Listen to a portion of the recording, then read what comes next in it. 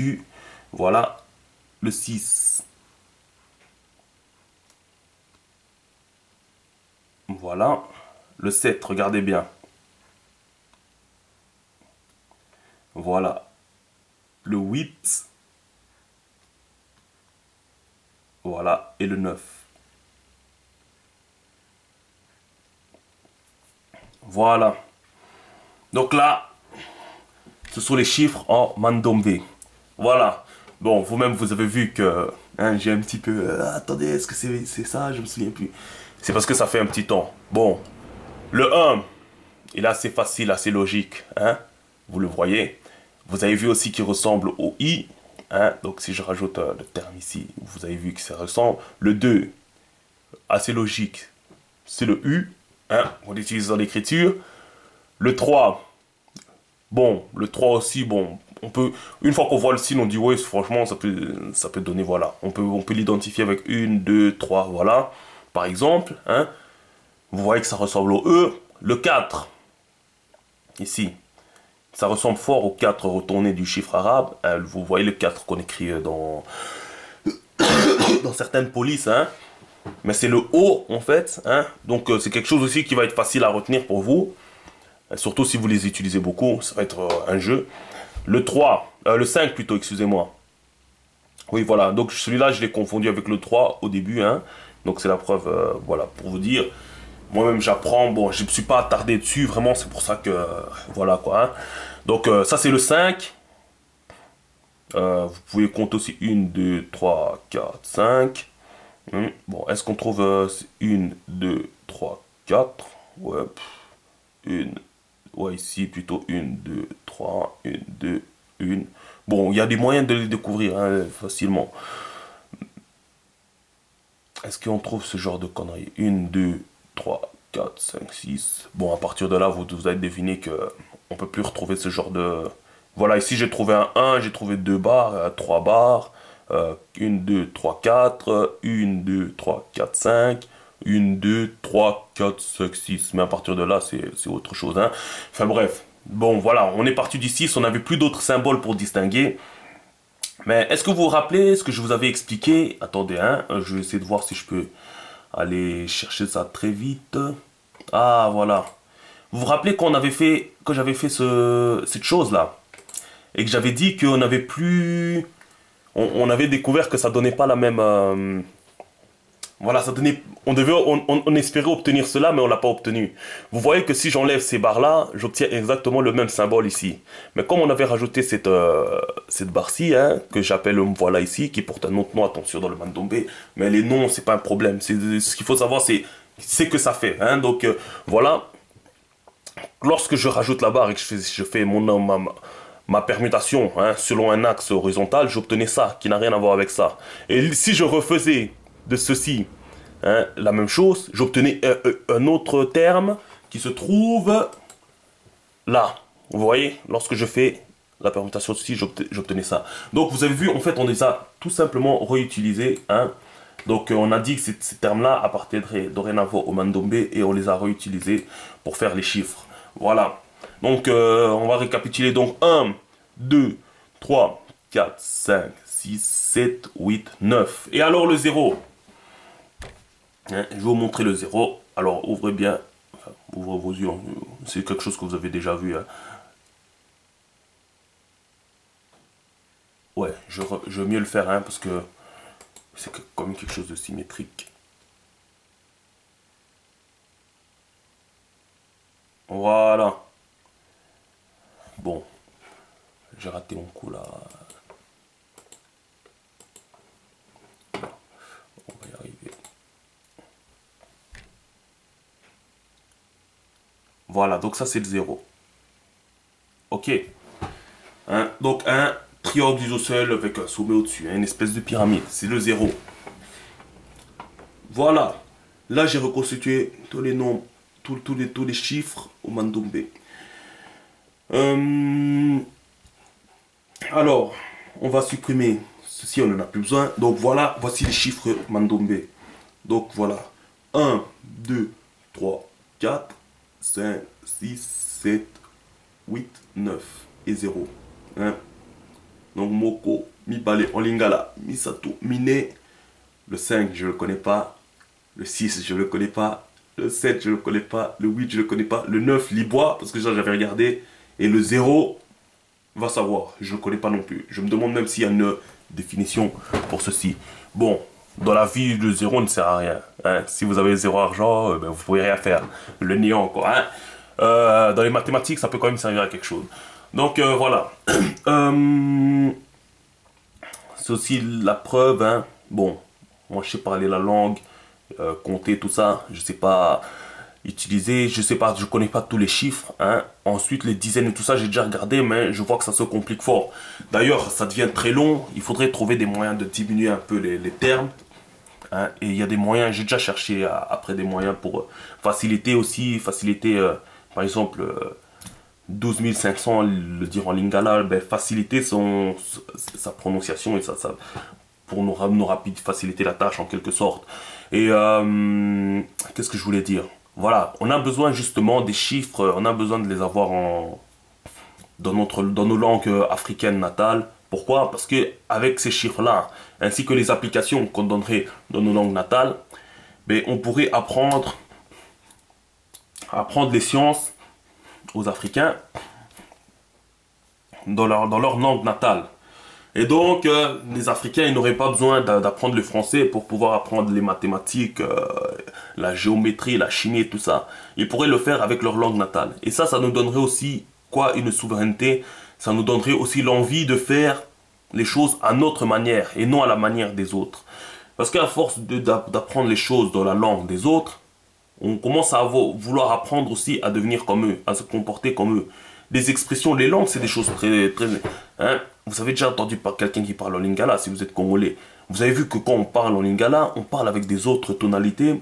On parle aussi avec des autres états d'esprit.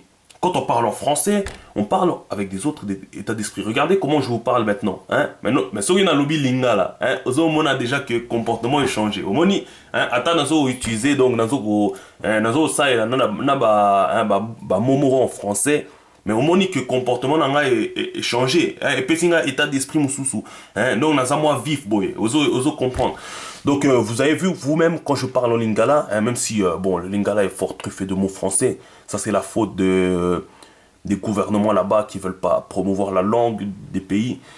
Donc, vous avez vu quand même que mon état d'esprit, ma façon de parler, elle a changé. Je suis vif et tout ça, et je suis même confiant que quand je parle en français là, je suis bon, je suis confiant aussi en quelque sorte, mais voilà, vous voyez que je n'ai pas cette vivacité, je ne transmets pas, je transmets comme si je vous transmettais moins d'énergie dans mes paroles, en quelque sorte. Donc voilà, il est important que... Et nous, le lingala, voilà, c'est une langue qu'on a développée, hein. Bon, il faut aller chercher dans l'histoire du Congo, mais comme dans toutes les langues africaines, ce sont des langues qu'on a développées avec nos états d'esprit. Et donc si on veut retrouver nos états d'esprit d'hommes forts, eh bien, il faut revenir à nos langues. Il ne faut pas parler la langue des autres. Parce que quand tu parles la langue des autres, tu es comme le soumis. C'est comme si tu cirais les pompes du président. Vous voyez ce que je veux dire. Donc, voilà quoi. C'est pour ça qu'il est important qu'on connaisse quand même nos langues et tout correctement pour pouvoir enseigner dans nos langues à nous. Bref, voici donc les chiffres. Il n'y a pas grand chose à dire. Peut-être, voilà. On va faire peut-être l'application de ces chiffres-là. La vidéo va bientôt se terminer. Bon, ça a pris du temps pour rien, mais voilà quoi. Je voulais quand même vous montrer les applications sur l'arithmétique qu'on peut faire, qui me semble quand même assez important, hein, qui travaille la logique aussi. Hein. Donc, je vais vous montrer la façon d'écrire. Par exemple, on va faire des transpositions, hein, parce qu'ici, on peut le faire dans un sens comme dans l'autre. Ça change rien. Donc, par exemple, j'avais tel chiffre, 2562. Hein? Voilà, comment est-ce que je vais écrire 2562 au Mandombe? Eh bien, tout simplement, 2, 5,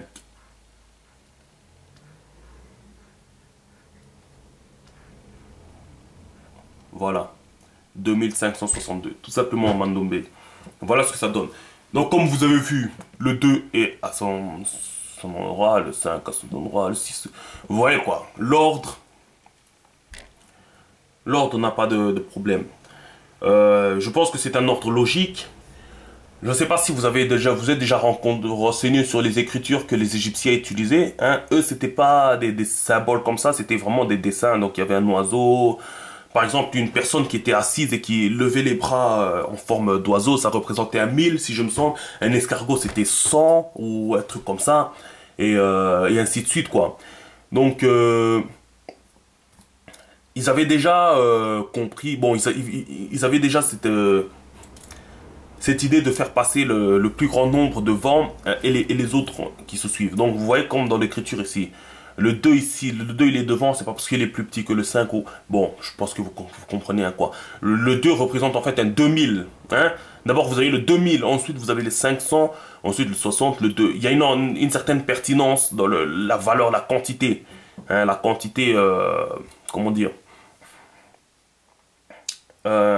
l'unité en quelque sorte, la quantité unitaire. Hein. Donc on a d'abord du 2000, ensuite on a du 500, ensuite on a du 60, puis du 2. Hein, vous voyez quoi. Donc les Égyptiens utilisaient déjà ces termes. Et je suis sûr que les Grecs, ils ont repris ces choses-là, hein, cet ordre-là des Égyptiens. Mais c'est un ordre logique, n'importe qui aurait pu tomber là-dessus. C'est pour vous dire... si on utilise le mandomé comme ça, c'est pas une retranscription des chiffres arabes hein, et de leur façon de le faire. Parce que c'est logique, de toute façon, on serait tombé dessus. On peut pas tomber sur autre chose. Quand je te dis je te donne 200 euros, c'est pas la même chose que je te dis je te donne 5 euros. Si je te dis j'ai 200 euros à t'offrir et j'ai un billet de 5 à côté, je vais d'abord te dire j'ai 200 euros à t'offrir. Parce que c'est la plus grosse somme. Et ensuite je te dirai j'ai aussi le billet de 5 là, tu peux le prendre aussi. Vous voyez ce que je veux dire? Donc... c'est un peu logique et normal qu'on tombe sur exactement la même retranscription. Donc voilà, vous avez compris, donc qu'est-ce qu'il vous reste à faire maintenant? Quand vous savez ça, tout ce qu'il vous reste à faire, c'est apprendre les symboles. C'est des symboles que vous avez déjà vus. Si vous avez vu les voyelles et certaines consonnes, vous les avez déjà vus. Si vous avez suivi la première partie et la deuxième partie, c'est des symboles que vous avez déjà vus. Le seul symbole qui est nouveau ici, c'est celui-là. Voilà. Excusez-moi. Alors, on va faire quoi? Par exemple, on va écrire 2000. Oui. J'aurais dit peut-être... je vais le faire ici. Hein. Bon, admettons, je vais écrire 2001. Voilà. Bon, je pense que vous l'avez deviné. Hein. C'est ce que vous avez fait toute votre vie. Hein. Voilà, donc... voilà, là j'ai écrit 2000. Et ainsi de suite, et ainsi de suite. 3500.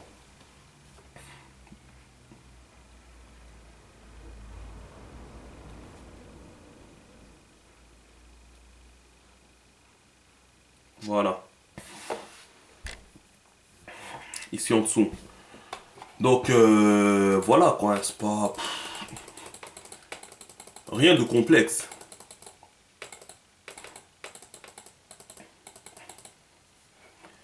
Alors, allez, pour faire fort.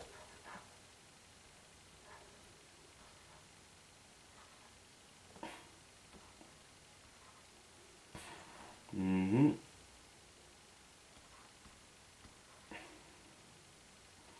Mhm. Voilà, 85 millions 2630, 673, pardon. Hein, donc le 8. Voilà. Alors, je ne sais pas comment il compte faire les espaces pour dire hein, qu'on atteint certaines parties. À mon avis, c'est bon, ce serait logique. Moi, je veux faire l'espace sans ajouter quelque chose comme si on utilisait les chiffres arabes. Hein. Donc,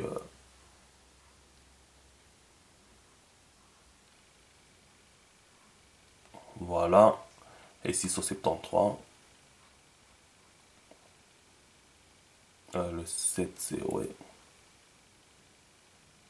Non. Bon, vraiment les symboles, vous avez très bien vu qu'ils sont très faciles, mais il faut les retenir. Et moi, je vous dis sincèrement, je ne les ai pas encore retenus. Hein? Enfin, je les ai pas, quand je dis je les ai pas retenus, je les ai pas encore appliqués. Hein. Une fois que je les ai vus, je sais qu'à partir du 6, je sais comment faire la permutation pour obtenir le terme. Hein. Donc ici, on fait à partir du 6, vous faites une fois la permutation, vous obtenez le 7. Ensuite, vous faites une permutation verticale, vous obtenez... attendez que je ne dise pas de bêtises. En fait, ensuite, vous faites une permutation verticale de celle-ci, vous obtenez celle-ci. Et vous faites une permutation horizontale de celle-ci, vous obtenez celle-là. Est-ce que je raconte pas des bêtises? Oui, je raconte des bêtises. Attendez. Voilà, lorsque vous faites d'abord permutation verticale, vous obtenez ceci. Ensuite, vous faites permutation horizontale, vous obtenez ceci. Ensuite, de là, vous faites une permutation verticale et vous obtenez ceci. Voilà. Donc, ces deux symboles se retrouvent à partir de cela. Donc, d'abord une permutation verticale, puis une permutation horizontale. Et le dernier, le 9, là, ici, enfin, il est obtenu par la permutation verticale de celui-ci. Et voilà. Donc, voilà, ici, je vous ai écrit 85 000, 2000, enfin 85 millions 2673. Ça peut paraître prêté à confusion au début, hein, là, hein, mais il y en a qui sont tellement... La chose a voulu ainsi, donc le 6 ressemble fort au 6 arabe, le 9 ressemble fort au 9 arabe. Hein. La chose a voulu que ce soit ainsi, donc normalement ça devrait aller. Alors c'est ces deux-là, vous devrez savoir comment les retrouver, bien sûr avec les applications, hein, donc verticale pour celle-ci hein, et horizontale pour celle-là. Voilà. D'ailleurs, si on part du 9 et qu'on fait une permutation verticale, on obtient celle-ci. Si on fait une horizontale, on obtient celle-là. Bon, on peut parler d'une certaine... hein. Donc, que vous partez du 6 ou du 9, vous pouvez retrouver les éléments par là. Hein. Donc, selon l'ordre et tout, vous trouvez quelque chose. Est-ce que ça peut servir d'application? On le verra. Qui sait, on verra un jour. Enfin voilà, je pense que moi, je vous ai tout dit sur les chiffres. Alors... l'arithmétique, quand je dis ouais, le fait d'addition, vous voyez qu'on retrouve la notion d'ordre. Hein, l'addition et la